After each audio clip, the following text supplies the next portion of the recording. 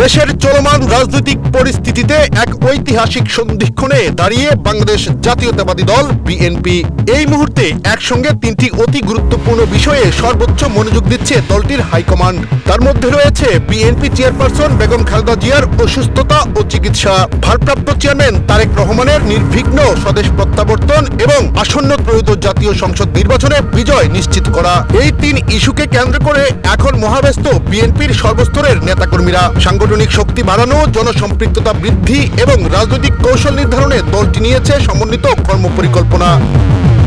এরই অংশ হিসেবে বিএনপি ও অঙ্গ সংগঠনগুলো সম্প্রতি 6 দিনের টানা কর্মশালা সম্পন্ন করেছে। সেখানে রাষ্ট্র কাঠামো মেরামতের 31 দফার মধ্য থেকে জনগণের সঙ্গে সরাসরি সম্পৃক্ত 8টি বিষয় কিভাবে সহজে মানুষের কাছে পৌঁছানো যায় সে বিষয়ে দিক নির্দেশনা দেওয়া হয়।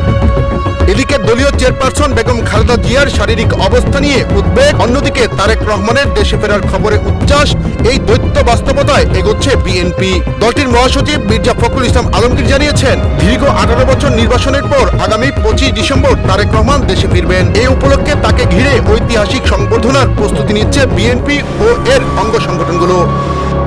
অন্যদিকে 80 বছর বয়সী সাবেক প্রধানমন্ত্রী বেগম খালেদা জিয়া ঢাকার একটি বেসরকারি হাসপাতালের সিসিইউতে চিকিৎসাধীন। চিকিৎসকদের মতে তার শারীরিক অবস্থার বড় কোনো পরিবর্তন হয়নি। দেশি বিদেশি বিশেষজ্ঞদের সমন্বয়ে গঠিত মেডিকেল বোর্ড নিয়মিত তার চিকিৎসা পর্যবেক্ষণ করছেন। তার আরোগ্য কামনায় দেশ বিদেশে দোয়া ও ইবাদত অব্যাহত রয়েছে। তারেক রহমানের প্রত্যাবর্তনকে কেন্দ্র করে দলের ভেতরে নতুন উদ্দীপনা সৃষ্টি হয়েছে। নেতাকর্মীরা আশা করছেন তার সরাসরি নেতৃত্ব সাংগঠনিক দুর্বলতা দূর করবে এবং নির্বাচনী প্রস্তুতিতে নতুন গতি আনবে।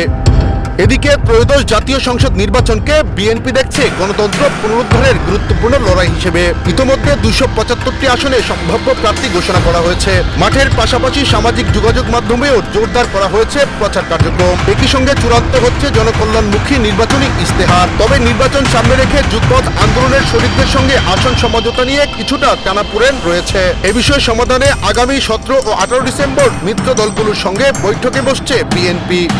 দলীয় নেতারা বলছেন, খালেদা জিয়ার নেতৃত্বের প্রতীকী শক্তি, তারেক রহমানের প্রত্যাবর্তনের সাংগঠনিক দৃঢ়তা এবং নির্বাচন কেন্দ্রিক কৌশল, এই দিনের সমন্বয়ে বিএনপি আগামী দিনে একটি শক্তিশালী ও ক্ষমতা প্রত্যাশী রাজনৈতিক শক্তি হিসেবে আবির্ভূত হতে প্রস্তুত।